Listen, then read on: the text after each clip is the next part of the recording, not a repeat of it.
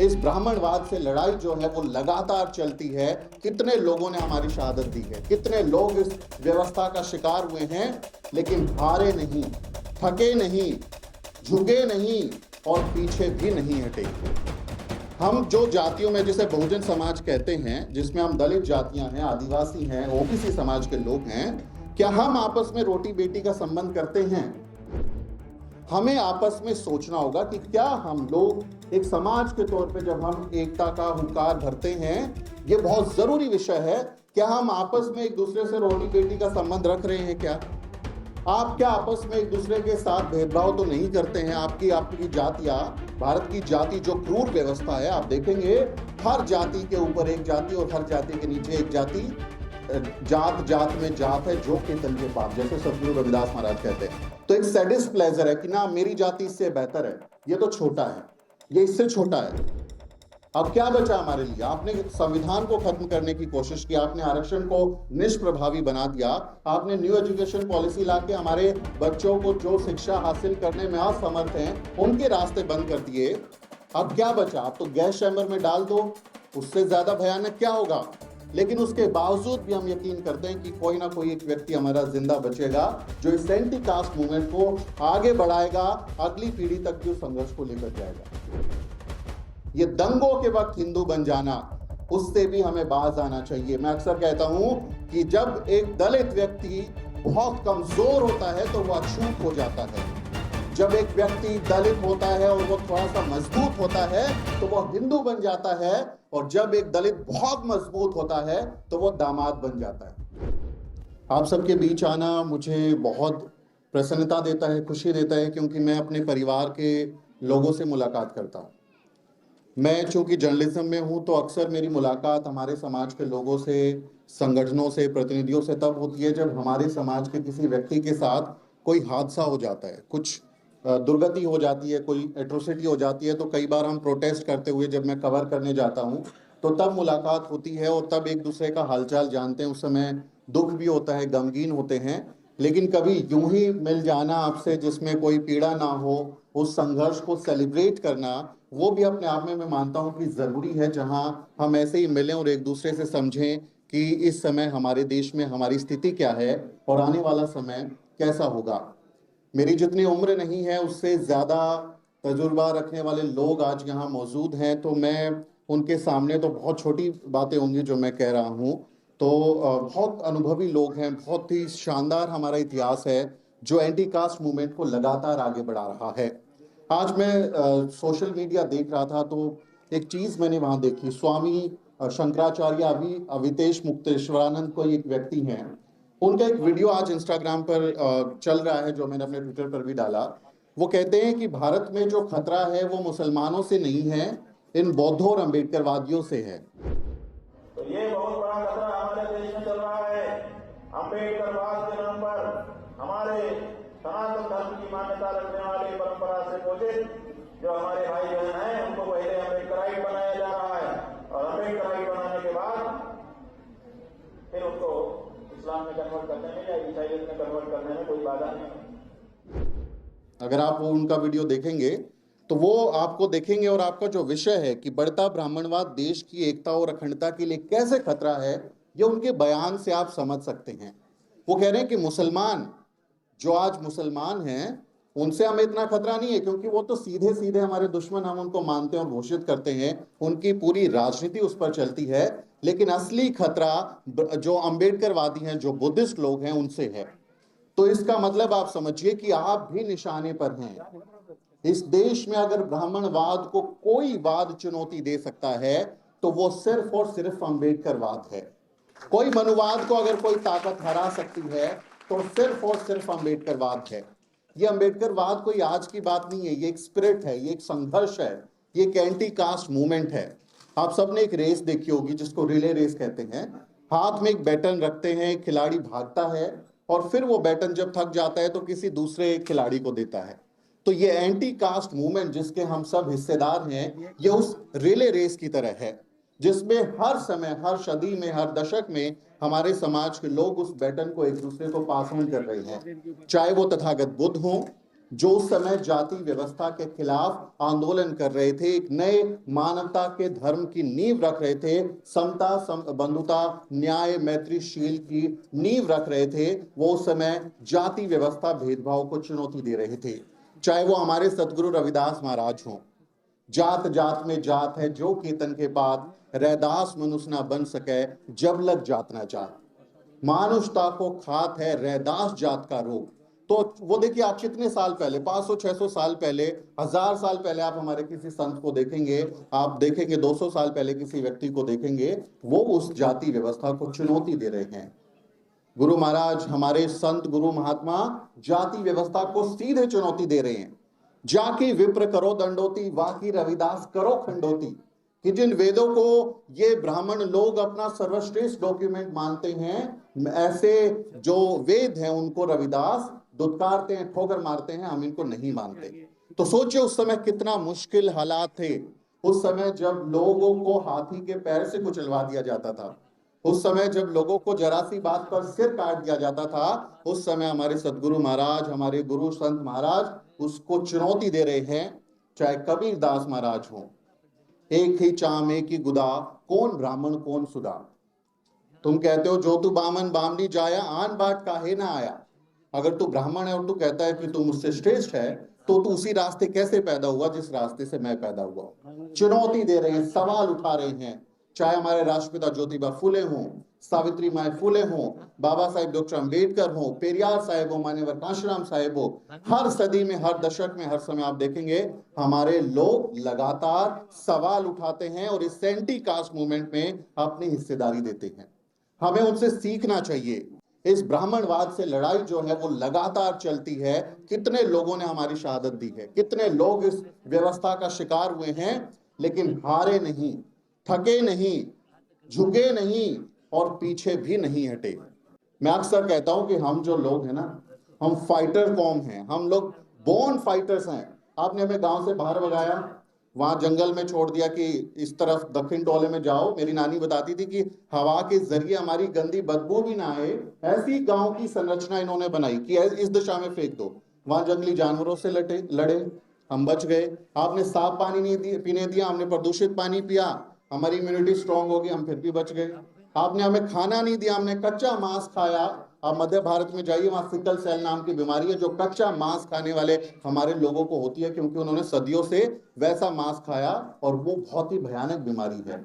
वहां से भी जूझ के, संघर्ष करके हमारे लोग सरवाइव किए। तो हम बोर्न फाइटर्स लोग हैं। हम आपकी इन गतिविधियों से, ऐसी साजिशों से डरने वाले नहीं हैं। तो अब तो एक काम बचा है कि गैस चैम्बर में डाल दो। जैसी अब जो व्यवस्था है भारत में, अब न्यू एजुकेशन पॉलिसी की भाई साहब बात कर रहे थे, अब क्या बचा हमारे लिए? आपने संविधान को खत्म करने की कोशिश की, आपने आरक्षण को निष्प्रभावी बना दिया, आपने न्यू एजुकेशन पॉलिसी लाके हमारे बच्चों को जो शिक्षा हासिल करने में असमर्थ हैं उनके रास्ते बंद कर दिए। अब क्या बचा? अब तो गैस चैम्बर में डाल दो, उससे ज्यादा भयानक क्या होगा? लेकिन उसके बावजूद भी हम यकीन करते हैं कि कोई ना कोई एक व्यक्ति हमारा जिंदा बचेगा जो इस एंटी कास्ट मूवमेंट को आगे बढ़ाएगा, अगली पीढ़ी तक भी उस संघर्ष को लेकर जाएगा। ये बहुत हमारी स्पिरिट है, हमारे पुरखों की स्पिरिट है। अब सोचिए किस कदर लड़ा होगा वो एक आदमी जिसके पुतलों को आज भी मनुवादी तोड़ते हैं।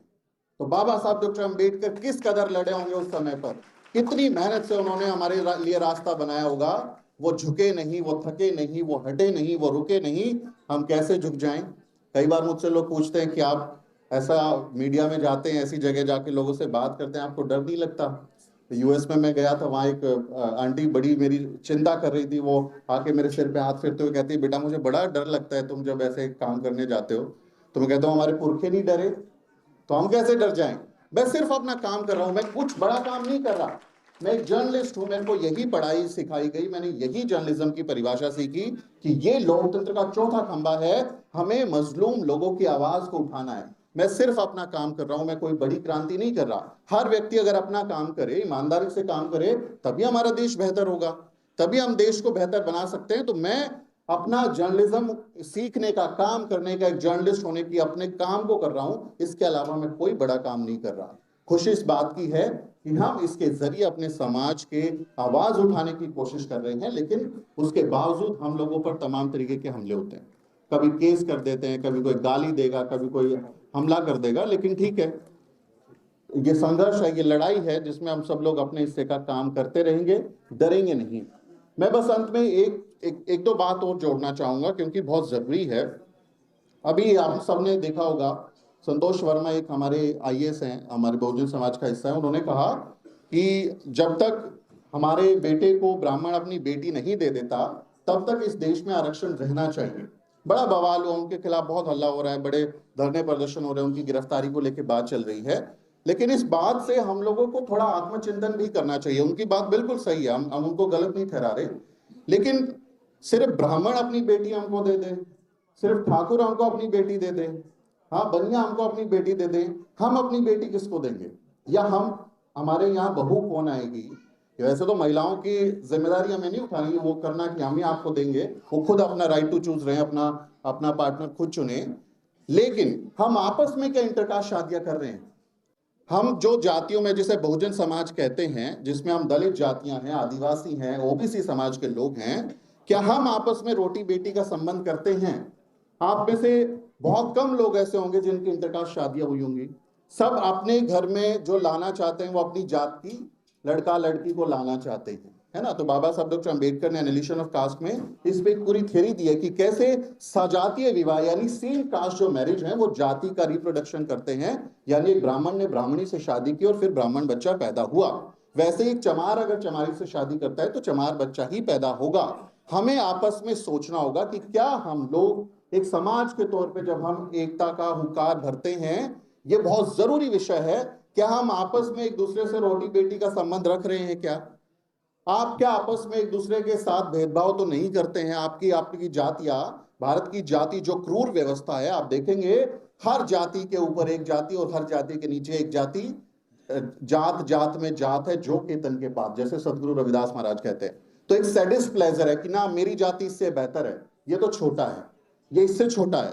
तो ये जो मानसिकता है, हम अगर उनको समझा रहे हैं कि आप समझ जाइए, तो हमें अपने आप को भी समझाना पड़ेगा। हमें अपने बेटे बेटी के लिए जब रिश्ता लेने जाएं तो हमें भी अपने गोत्र मिलाने की जरूरत नहीं पड़नी चाहिए कि दादी का गोत्र मिला लो, माँ का गोत्र मिला लो। ये बिल्कुल सही चीज नहीं है। वैसे हमारे बच्चे खुद ही अपने पार्टनर चुने, ऐसी व्यवस्था होनी चाहिए। लेकिन अगर आप अरेंज मैरिजेस में जाते हैं तो जाइए, भंगी का बच्चा चमार के घर जाए, चमार का बच्चा धानक के घर जाए, फटीक के घर जाए, ओबीसी में, एसटी में। हम आपस में जब शादी ब्याह करेंगे, हम एक मजबूत समाज बनेंगे, तब मुझे लगता है कि बहुत जरूरी एक एकता आएगी, एक बेहतर समाज बनेगा। इसकी ओर जरूर कोशिश कीजिए।